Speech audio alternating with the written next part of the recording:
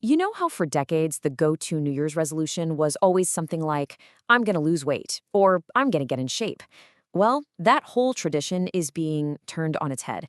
Today, we are diving into a massive cultural shift in how we even define what it means to take care of ourselves. So, let me just ask you straight up, what does self-care actually mean to you right now? Because if your first thought is still a gym membership or a new diet, you might be surprised. For millions of people, the definition of self-care has moved from the outside in.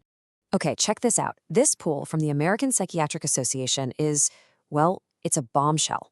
For adults between 18 and 34, mental health isn't just on the list of priorities, it is the list. It's at the very top. A whopping 58% put it first, leaving physical fitness and even financial goals in the dust. This isn't just a small change. This is a seismic shift. So yeah, this is way more than just a passing trend. We are looking at a brand new top priority. It's a fundamental rewrite of what it means to be well. The focus is shifting from what we see in the mirror to what we actually feel in our heads. Now you have to ask, what caused this? Well, the global pandemic back in the early 2020s was like hitting the fast forward button on this conversation. It dragged the topic of mental health out of the shadows and put it right in the middle of the mainstream, making it not just okay, but absolutely essential to focus on our internal world. And that brings us to the really big question. Why now? Why are so many people suddenly turning their attention inward? Well, the answer, it turns out, is buried deep in some core human psychology. The key idea here is something called locus of control. It sounds kind of academic, but the idea is super simple. Do you feel like you are the one steering your own ship? Or do you feel like you're just getting tossed around by the waves? That, right there, is the difference between an internal and an external locus of control. And this is where it all just clicks into place. When the world outside feels totally chaotic and unpredictable, with things like the economy worrying almost 60% of people, we instinctively grab onto anything we can control. Right? You can't fix a global crisis on your own, but you absolutely can work on your own resilience, on your own emotional state. It's a retreat to the one territory you can actually manage, yourself. But having a new priority is one thing. Having the right tool is another. This inward focus is great, but how is it actually being put into practice on a massive scale? Well, the answer is probably in your pocket. We're talking about the rise of the AI companion. And this slide just lays out the revolution perfectly. Think about the old way. Rigid, formal therapy appointments that you often only made when a problem got really bad. Now, look at the new way. It's fluid. It's on-demand, 24/7 support. It reframes mental health not as a treatment for a crisis, but as a daily routine for wellness. Kind of like brushing your teeth.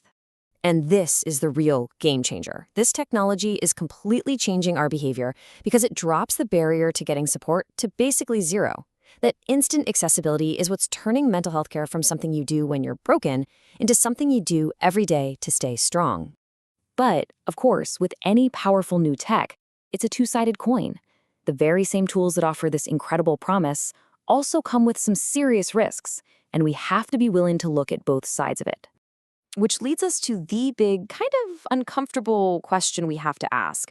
What are the real risks here in a world where we're sharing our deepest, most private feelings with an algorithm?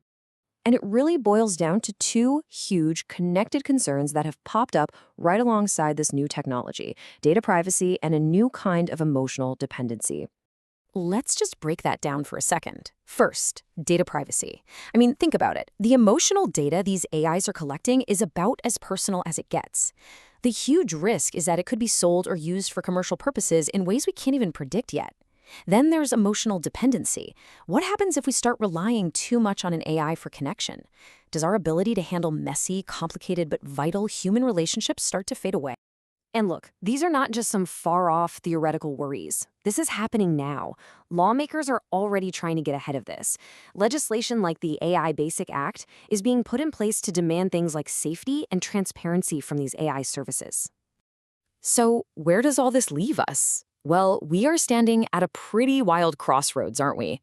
We're actively defining the future of self-care, and we're learning to navigate this new internal world with an incredibly powerful and really complicated new toolkit. So let's just recap our journey real quick. First, we saw the new priority, mental health, shot to number one. Then we understood the new focus behind it all, our search for internal control. And finally, we looked at the new tool that's making it all happen, the AI companion. And that brings us to our final and, I think, most important question. It's one there's really no easy answer to. As we all turn inward to take care of ourselves, using these powerful digital tools to help, are they ultimately connecting us more deeply with who we are? Or are they quietly, slowly isolating us from each other? Definitely something to think about. Thanks for tuning in.